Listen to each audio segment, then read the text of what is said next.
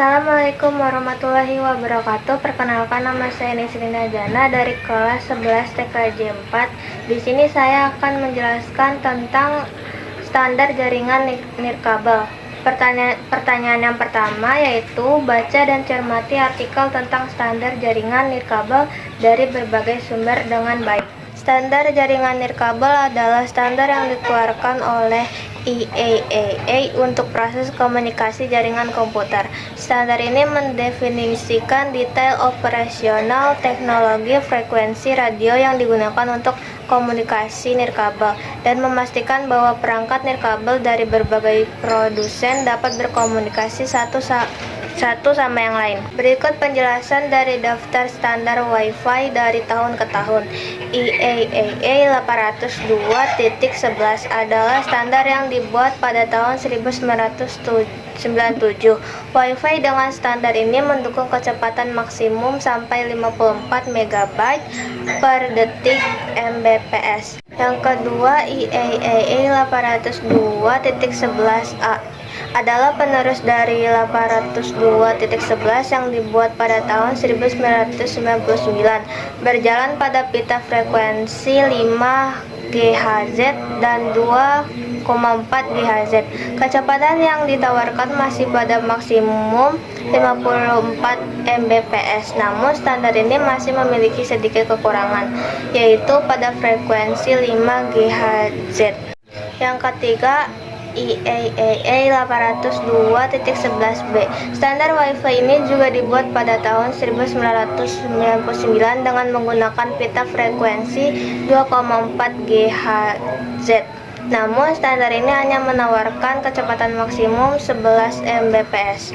Yang keempat, IEEE 802.11g dibuat pada tahun 2003 dan menggunakan pita frekuensi 2,4 GHz. Meskipun memakai pita frekuensi tersebut, standar Wi-Fi ini mampu menunjang kecepatan data sampai 54 Mbps, alih-alih hanya 11 Mbps seperti 802.11b. Yang kelima, IEEE 802.11n diperkenalkan pada tahun 2009 dan menggunakan pita frekuensi 2,4 GHz serta 5 GHz. Standar Wi-Fi ini juga mendukung pengguna multi-channel di mana setiap channelnya menawarkan kecepatan data maksimum 150 Mbps. Yang keenam, IEEE 802.11ac merupakan standar Wi-Fi yang banyak ditemukan saat ini. Standar ini dibuat pada tahun 2014 dengan kecepatan data maksimum hingga 1300 Mbps. Yang ketujuh, IEEE 802.11ax merupakan standar Wi-Fi yang dirilis pada 2019. Standar ini menetapkan Wi-Fi yang menawarkan kecepatan data sampai 10 Gbps atau 30-40% lebih cepat dibanding 802.11ac. Selain itu, standar 802.11ax juga akan meningkatkan kapasitas jaringan. Hal yang kedua yaitu kumpulkan berbagai informasi tentang bagaimana menganalisis kelebihan dan kekurangan berbagai standar jaringan nirkabel. Beberapa kelebihan jaringan nirkabel adalah meliputi satu, mobilitas. Salah satu keunggulan utama jaringan wireless adalah mobilitas yang tinggi. Yang kedua, skalabilitas. Anda dapat dengan mudah menambahkan perangkat baru ke jaringan wireless tanpa harus menginstal kabel tambahan.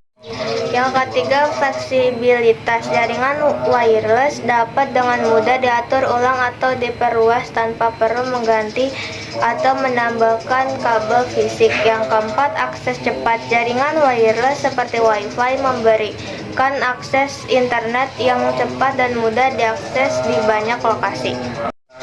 Selanjutnya, berikut adalah beberapa kekurangan jaringan nirkabel. Yang pertama, jangkauan terbatas. Jaringan wireless memiliki jangkauan yang terbatas dibanding dengan kabel fisik.